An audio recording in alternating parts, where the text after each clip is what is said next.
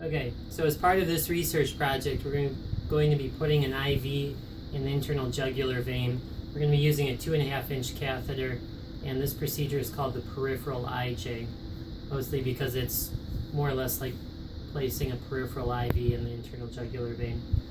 For this procedure, we need the following items. So we're going to be prepping the neck with a ChloraPrep. We're going to be wearing gloves, obviously. We're using our 2.5-inch catheter, which are down in the ED in the Hot E med room. We're going to be attaching that to a syringe using some Surgilube and a Tegaderm as a probe cover. Afterwards, we're going to be putting on a cap and flushing it with a flush. So it more or less is going to follow exactly the first steps of placing a central line, but without the barriers and without a lot of the hoopla. Okay.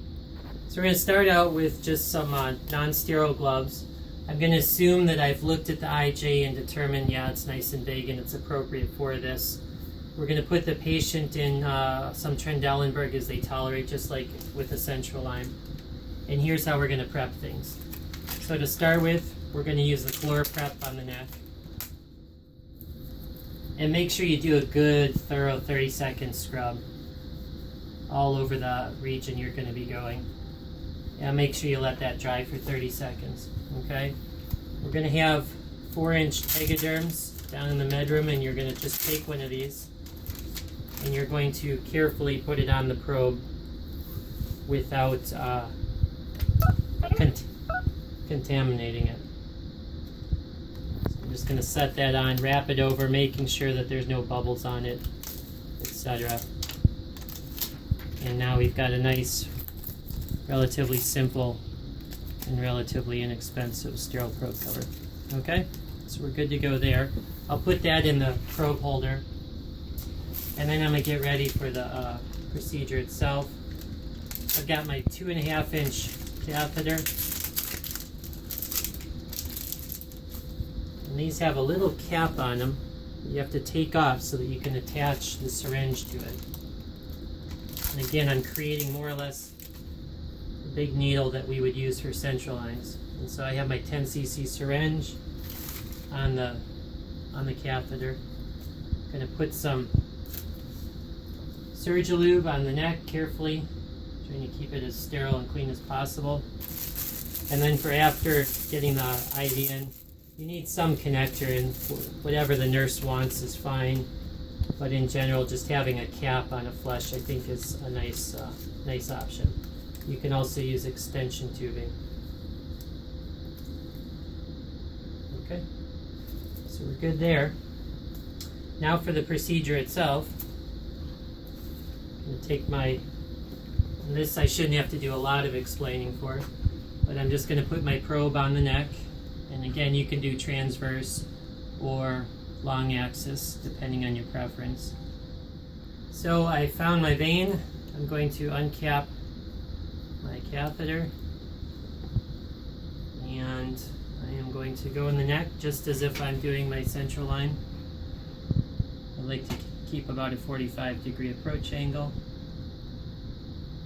And remember, everything that you've prepped is sterile, so if you do go through the gel a little bit, that's okay. And we're going to go in, and we've got a flush, nice and easy. So at that point, I'm just going to take my catheter and feed it off. Like that. Pull that out, and there's a little clip that comes on the tip of that needle, so that's safe.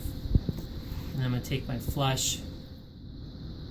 Make sure you get a good flash, and make sure you flush easily. If at any point you're not getting what you're expecting, take a step back, troubleshoot, or just remove the needle back to the skin surface and go back.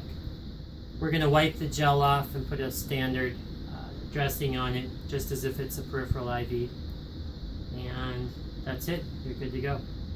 So, having done quite a few of these, a few caveats. Number one, make sure that after you get your flash, that the catheter is truly in the vein before you advance it. So I usually like to advance the needle another half centimeter to centimeter before sending the catheter off. We're not going to be using any local anesthetic with this because we're trying to do a direct comparison of a peripheral IV to this peripheral IJ procedure. Research assistants are going to be doing a lot of timing and consenting the patient and all of that, so really the only thing that you as a provider need to worry about is actually putting the catheter in safely. If you have any concerns or are uncomfortable with it, obviously you don't have to do this.